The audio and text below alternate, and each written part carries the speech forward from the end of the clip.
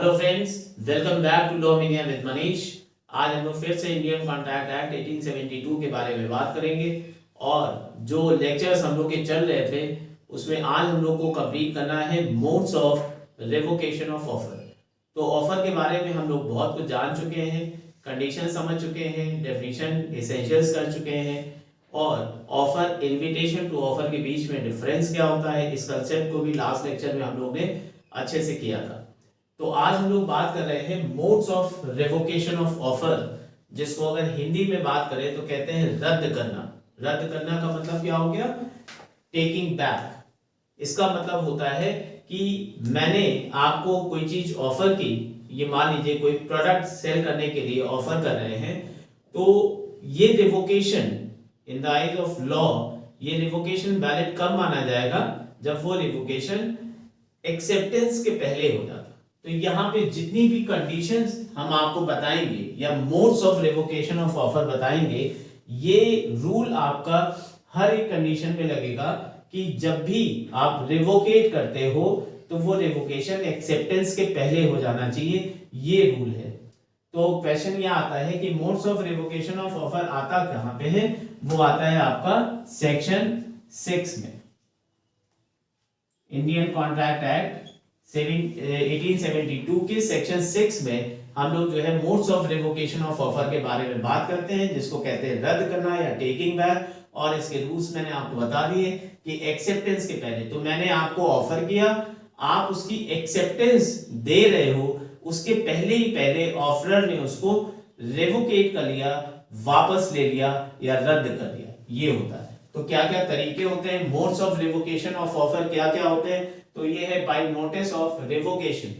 तो यहाँ पे ऑफरर ने, मान लीजिए आपको एक ऑफर दिया और आप उसको एक्सेप्टेंस दे रहे हो, उसके पहले ही उन्होंने उसको रिवोकेट कर लिया। अब रिवोकेट कैसे कर सकते हैं? वो आपको रिटन में भी कर सकते हैं, बाय वर्ड ऑफ माउथ भी कर सकते हैं, इसमें कोई इफ एंड बट नहीं है।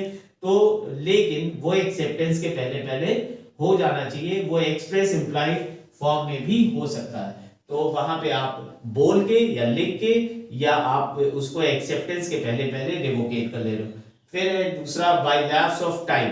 तो लैप्स ऑफ टाइम में जो सबसे ज्यादा इंपॉर्टेंट बात है कि अगर मैंने आपको कोई चीज ऑफर की है और वहां पे टाइम प्रिस्क्राइब किया, मतलब within a week you have to reply, तो वो विद इन ए वीक जो है एक्सेप्टेंस हो जानी चाहिए। अगर वो वीक से ज्यादा लग गया, मान लीजिए मैंने बोला कि आज संडे है और नेक्स्ट संडे तक में आप हमें इसमें एक्सेप्टेंस दे दीजिए, तो मैंने टाइम मेंशन कर दिया, क्लियर।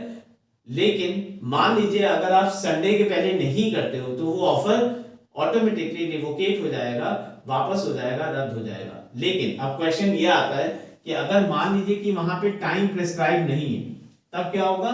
तो वहां पे आपको एक सिंपल सा रूल फॉलो करना है कि within a reasonable time you have to reply. अब रीजनेबल टाइम क्या होगा?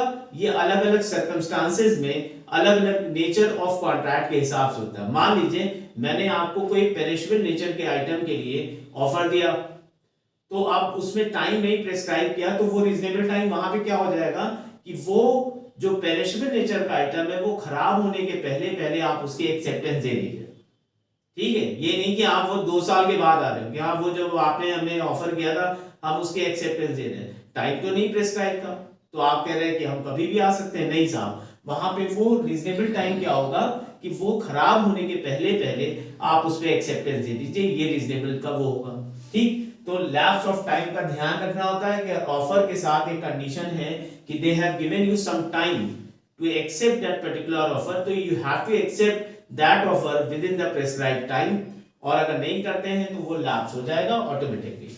फिर है by non fulfilment of condition president.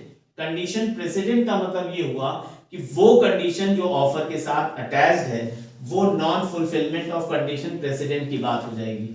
अब यहाँ पे क्वेश्चन ये है कि मान लीजिए मैंने आपको किसी चीज को ऑफर करने की बात की, फॉर एग्जाम्पल एक घर बेचने की बात करें, और उसके साथ कंडीशन ये है कि आपको उसका 20% अमाउंट एडवांस करना पड़ेगा, बाकी 80% आपका जो अमाउंट है वो जब सेल डीड होगी, जब ट्रांसफर होगा, तब आप उसको डिपॉजिट करेंगे।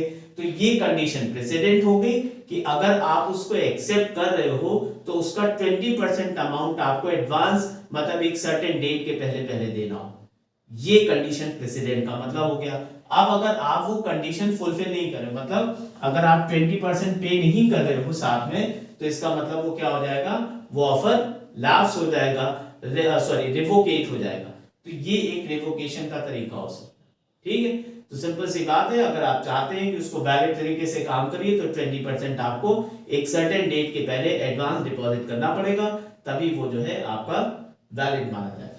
फिर बाय डेथ और इंसैनिटी, इसमें समझाने का कुछ है ही नहीं। अगर ऑफर, जिसने ऑफर किया है, एक्सेप्टेंस के पहले उसकी डेथ हो जाती है या फिर वो इनसेन हो जाता है, मतलब कि दिमाग से थोड़ा गड़बड़ हो जाता है, अनसाउंड माइंड का हो जाता है, तो ऐसे केस में ऑफर आपका रिवोकेट हो जाएगा।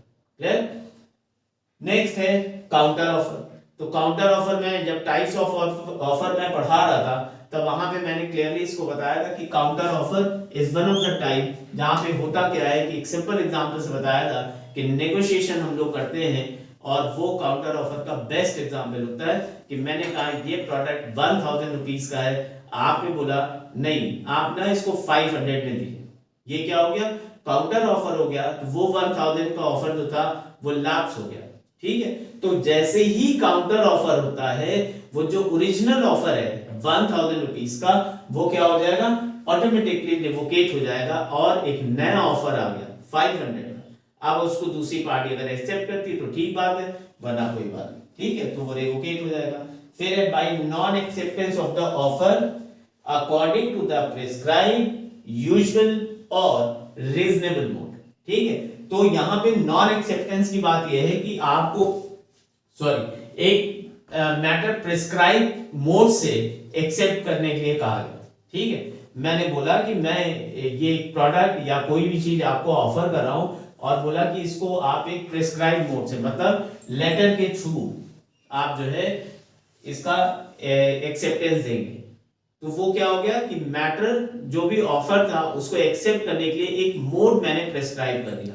अब आपने लेटर लिख के रिप्लाई नहीं किया, एक्सेप्टेंस नहीं दी, आपने इन पर्सन किसी को भेज दिया और बोला जाके यस बोल के आओ, तो ये क्या हो गया, यहां पे आपने प्रिस्क्राइब मोड से नहीं भेजा, दूसरे मोड से भेज दिया। अब यहां पे ऑफरर की चॉइस की बात है कि वो उसको एक्सेप्ट करेंगे नहीं करें। तो अगर ऐसा करते हैं तो वो ऑफर एक रिवोकेट हो सकता है। फिर यूजुअल मोड बोला गया या फिर रीजनेबल मोड। तो यूजुअल या रीजनेबल मोड का मतलब ये हो गया कि मान लीजिए कि मोड हमने कोई प्रेस्क्राइब नहीं किया, तो यूजुअल मोड का मतलब ये हो गया जो चलन में है, जो चलता रहता है, उस तरीके से आप उसको एक्सेप्टेंस दे रहे हैं। मतलब लेटर के थ्रू ज्यादातर कम्युनिकेशन अगर हो रहा है उस केस में, तो आप यूजुअली क्या करेंगे, आप लेटर के थ्रू ही कम्युनिकेट करेंगे। क्लियर? और जहां पे कुछ भी नहीं प्रिस्क्राइब्ड है, तो वो रीजनेबल मोड का मतलब ये होता है कि वो ऐसा होना चाहिए जो रीजनेबल हो। अब रीजनेबल का मतलब ये हो गया कि कुछ अनयूजुअल आप नहीं कर रहे। ठीक है, पता है कि जनरली इस तरीके से होता है, तो वो एक रीजनेबल मोड के थ्रू आप जो है उसको एक्सेप्टेंस दे रहे हैं। लेटर के थ्रू, कम्युनिकेट करके या टेलीफोन करके, जो भी आपका प्रचलन में है, आप उसके हिसाब से जो है एक्सेप्टेंस दे रहे हैं। तो ये बात हो गई।